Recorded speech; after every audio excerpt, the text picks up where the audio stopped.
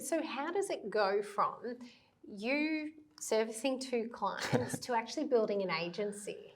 When does that scale up begin? So when I created the brand Studio Hawk, I actually called it Studio because I thought it would just be me, right? Yes. And the Hawk, I just like the idea of the Hawk. I love the idea that Hawks had this specialized vision. And that was what we did. It was very specialized. Oh, and, so clever. And it was low syllable. So I was like, perfect. And I remember I registered the .com.au because that was like $8, but the .com was like $15. And I didn't register that.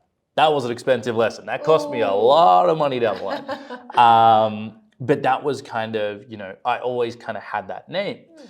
And I ended up, as you do again, like kind of got those 2 clients, became 4 clients, became 8 clients.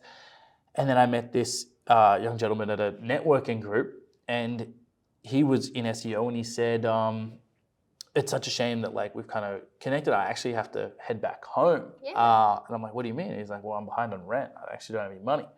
So I said, well, what if I gave you $1,000? Like, how much would you need? And he said, $1,000. I said, what if I gave you that money and you worked it off? Yeah.